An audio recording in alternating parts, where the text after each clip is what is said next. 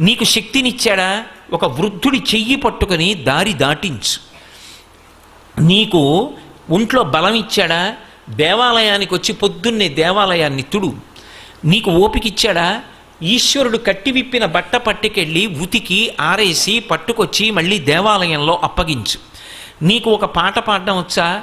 ఈశ్వరుడి దగ్గర కూర్చుని రాజోపచారంలో పాట పాడు. నీకు వాద్యం మ్రోగించడం వచ్చా? వాద్యం ఘోషయామి అన్నప్పుడు వాద్యం మ్రోగించు. నీకు ఇవేమీ కాదా?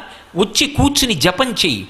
అన్నిటిలోకి దేవాలయానికి చెయ్యగలిగిన మహోపకారం ఏమిటో తెలుసా? నేను ఆ మాట చెప్తే మీరు తెల్లబోతారు. ఒక గుడికి చేసే మహోపకారం ఏమిటి అంటే గుడికి వెళ్ళడమే. ఎందుకో తెలుసా? ఎంత పెద్ద గుడి కట్టనివ్వండి, ఎంత శోభస్కరంగా కట్టనివ్వండి, చుట్టుపక్కల ఉన్న వాళ్ళెవ్వరికీ గుడి మీద శ్రద్ధ లేదు, ఎవరూ గుడిలోకి రారు. అప్పుడు ఆ గుడి